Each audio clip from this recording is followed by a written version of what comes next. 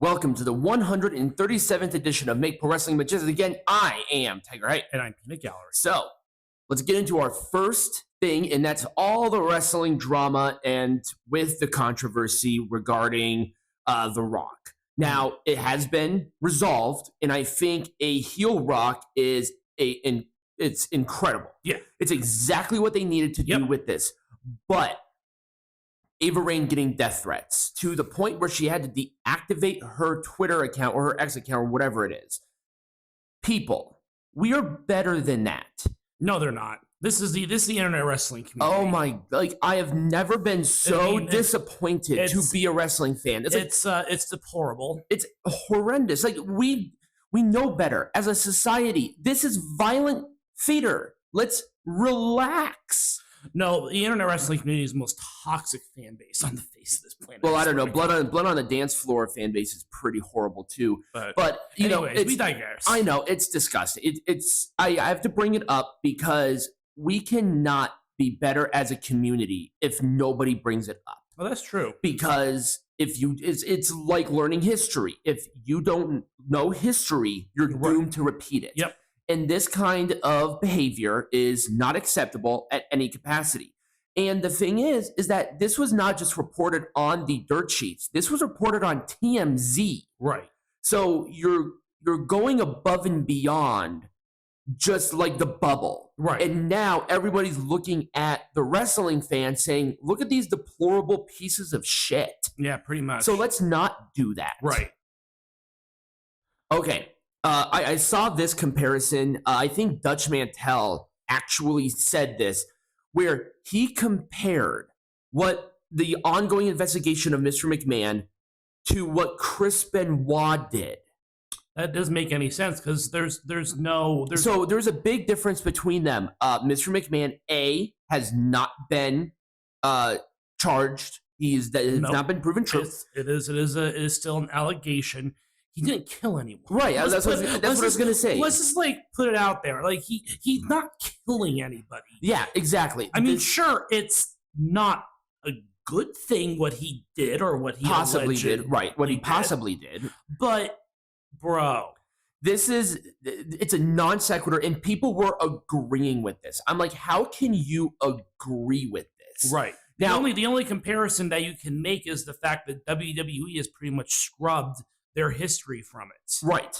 It's there's no more Vince McMahon profile, for example, on WWE's website. But unfortunately, they cannot totally scrub what McMahon did. They can't scrub it, but they remove mention of him. Let's put it that way. Also, the gravity of who Mr. McMahon is in the world of pro wrestling will never be denied. It cannot be denied. Same with Chris Benoit. Well, it's a totally different level. Yeah, but as a performer. Right. I mean, even then, it's totally different level. I mean, without Mr. McMahon, there is no current pro wrestling. Anyways, let's move on. Well, yeah, but it's a gravity thing. Okay. We'll talk a little bit more about this too, but go over the drama side of this whole situation. So there have been a couple of possible accusations on why Scott D'Amore was fired.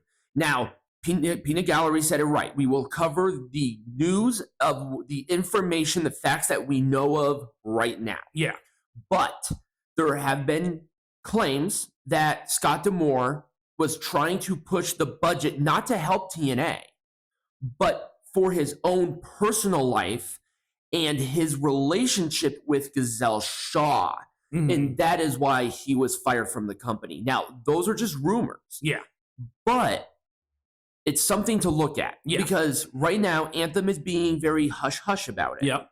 And it's rubbing a lot of people, it's rubbing a lot of their performers the wrong way. Right. Well, just because Scott D'Amore is so influential within the wrestling community. Right. Well, it's the same thing with Rossi and Stardom and how absolutely divisive that has been. But we have not heard anything regarding Bushiroad at this time, which is why I am holding any speculation regarding what's happening with Rossi, because we have no idea. No, we don't. I mean, that's where he's going to be. We have a couple of rumors as to what's going on, and again, I'll address that when the news comes. Yeah, when my part comes up. Right, exactly.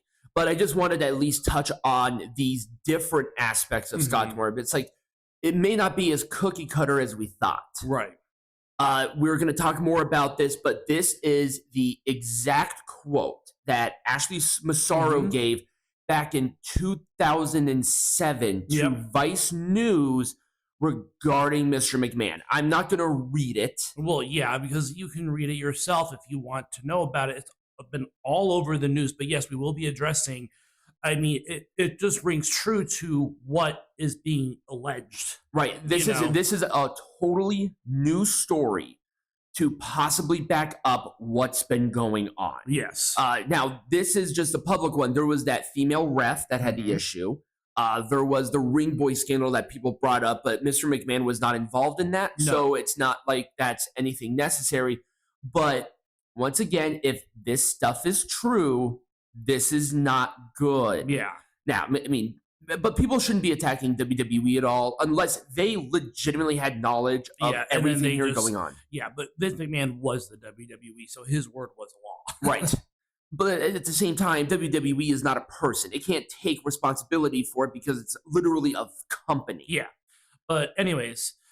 So, and then finally, the morale in the locker room to end up my segment, because this is to what I've heard, that the morale in AEW has been better. But I'm going to call bullshit on that. 100% like bullshit. Okay. It doesn't make any sense that all of a sudden AEW is good. After Big Business was announced, after all of this, look at the facts. Look at the ratings. Look at what's been going on. The game has been a disaster to epic proportions. The company lost tens of millions of dollars last year, and the trajectory is just getting worse. Yep, and that's going to be a little bit of this will be a little bit of a teaser for you for next week's show. Right, I have an idea. Right, and it's just ridiculous that morale is high. It can't be. Right. Nothing about that makes sense. Like, oh well, now Mercedes Moné is. I mean, she's coming in to AEW. Yeah. Now Okada is still up in the air, but I'm going to be under the assumption that he will be. Yeah. But once again, both of you need to look at how the others have been treated, right? And maybe do a double take regarding that. So that's just kind of what's been going on. Once again, the whole Rossi thing. I mean, I guess I can bring up Tony Khan's response to Rossi's firing since I have his dumbass smug picture up. So Tony Khan went unhinged on Twitter yet again, and basically, as he usually does, and basically taunted Rossi's firing. And there have been a lot of even the wrestlers in the back who were disgusted by that behavior. And 100% it is justified. It was disgusting behavior. You are the centerpiece of AEW as an entity. You don't just do this. Right. Because this is why people don't watch your shit. Last week, they lost viewers. Again. So it's ridiculous. It's absolutely ridiculous that this guy continues to do this. The cult continues to defend him for some reason without even thinking, literally women's wrestling in Japan is about to collapse because now there's going to be a huge divide. You know what happened last time that happened? New Japan almost went out of business, and Inoki Wrestling Federation, it doesn't exist anymore. Right. Why? Because Antonio Inoki, the person who founded the fucking company, was fired, and he started his own promotion. And then we had that whole mess with Brock Lesnar. Yep. So don't do this. The history, people. Yep. God bless it. Anyway, so Peanut Gallery, we're going to get into the news. Yes, we're going to talk about some stuff. All right, we'll be back.